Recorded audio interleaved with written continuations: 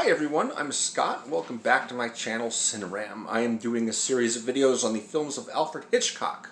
As I said in the beginning, I've seen a couple of his movies some time ago, and I know him by reputation mostly, so I am getting caught up on all the thrillers and mysteries and stuff that he is most famous for, and sort of filling in those blind spots, if you will. The film that I'm talking about now is Rebecca. It came out in 1940, and according to what I've read, it is the only film Alfred Hitchcock directed to win Best Picture at the Oscars. So, must be pretty darn good, right? What do I know about this movie in advance? That there's a remake, of course, a remake that came out on Netflix just this last fall. I'm not sure who directed it. I think maybe it was Ben Wheatley. I could be wrong about that, but I do know that Lily James is playing the main character, and that the mother of the man that she married is played by Kirsten Scott Thomas, and she's an intimidating sort. But I might have been wrong about that, because if they stuck to what is depicted in the Hitchcock film, that's not actually her new husband's mother. It's his head of housekeeping. Lives in a big mansion. Very wealthy guy, lives in a big mansion, and the head of the housekeepers, head of the support staff, if you will, is named Mrs. Danvers. So that's probably who Kristen Scott Thomas is.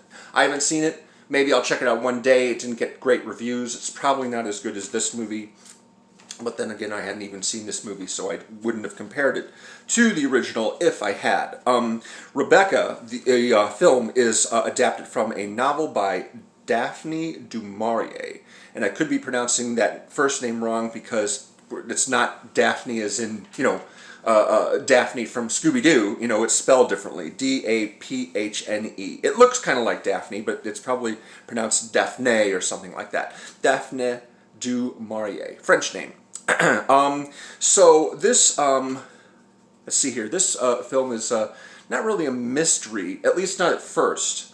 The main character is played by Joan Fontaine, who went on to make another Hitchcock film, Suspicion, which I might be getting to later, and Laurence Olivier. So Laurence Olivier plays the man that she marries. His name is Maxim de Winter. If you're not familiar with Laurence Olivier, and I'm actually not that familiar with him, I know his name, of course. I know he is a very, very well-respected actor from back in the day. I took a look at his filmography, and it's quite impressive. He was in Pride and Prejudice. He played Mr. Darcy in an adaptation of Pride and Prejudice. He was in Spartacus, the Stanley Kubrick movie. In the 70s, he was in a Dracula movie with Christopher Lee. He played Van Helsing in that movie. He was in Sleuth with Michael Caine. He also starred and directed in a number of Shakespeare adaptations, such as Henry V, Hamlet, and Richard III.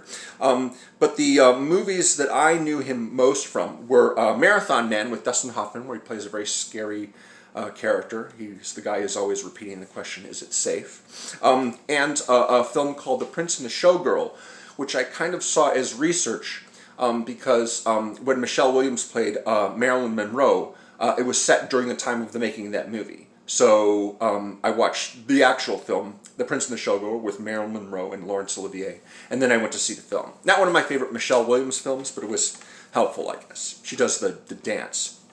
Michelle Williams does the Marilyn Monroe dance in one scene. So who else is in this movie? As far as the significant actors go, Judith Anderson plays Mrs. Danvers, and she's a very, very important character, the head of the housekeepers. Joan Fontaine basically is working for a wealthy woman as a traveling companion, packing her bags, screening her calls, doing odds and errands, things like that, because this very wealthy woman doesn't want to have to do all that stuff herself, so she pays this girl to help her.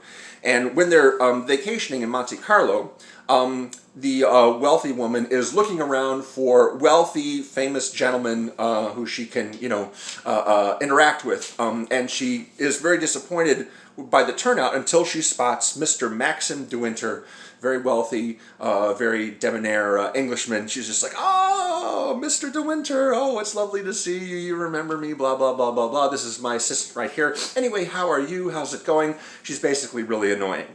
And then, luckily, she gets a cold, so she stays in bed for a few days, during which time Joan Fontaine's character meets up with the Maxim, the gentleman, and they spend some time together. They basically go for a series of drives in the country.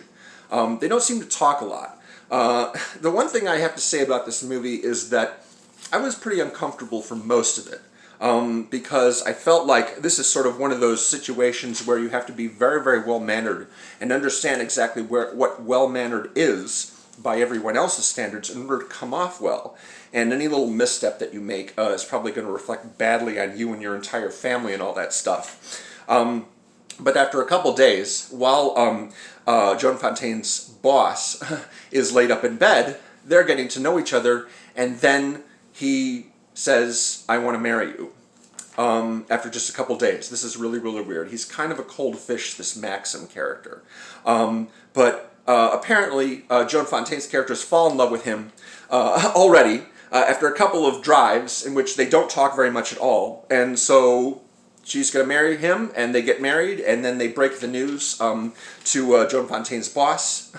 And then they travel from Monte Carlo to England, where his mansion called Manderley is. Manderley is this enormous estate, and they go there, and he introduces her to the entire support staff there, the butlers and maids and everything like that.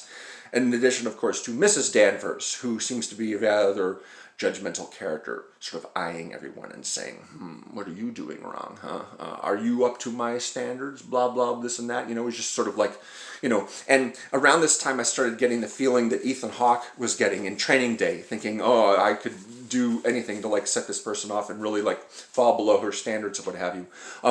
As it turns out, Joan Fontaine's character is not the first person to marry Maxim de Winter. He was previously married to a very beautiful woman named, of course, Rebecca. And everyone remembers Rebecca and how beautiful she was and what a great hostess she was. And, you know, she was like the toast of, you know, a high society and everything like that.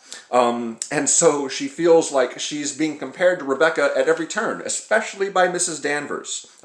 By the way, Judith Anderson, I should mention, has also appeared in Laura by Otto Preminger and The Ten Commandments, a Cecil B. DeMille epic. And so basically there's a number of scenes of her sort of like exploring this enormous house and sort of getting to know people. There's a few people who her husband introduces her to, who's friendly to her, but Mrs. Danvers really isn't. Mrs. Danvers is, you know, very, very sort of cold and icy, and you know, is always, you know, sort of looking at her like, you know, just waiting for her to do something wrong or something that's not appropriate. I don't know. She just, you know, around midway through the movie, I started thinking to myself, the Joan Fontaine character, I can't remember what her name is. You know, did anyone mention her name? As it turns out, no one did, because she doesn't have one. The credits list her basically as Mrs. de Winter, the second Mrs. de Winter, not by her actual first name. She doesn't seem to have one. And I find it kind of funny when they do this in movies like this. Daniel Craig played a character with no name in Layer Cake. And of course, in the recent movie Tenet, the John David Washington character doesn't have a name. He's simply listed as the protagonist. And I don't know whether it's better to simply be called the second Mrs. de Winter and not have your own first name, or being called the protagonist or something like that.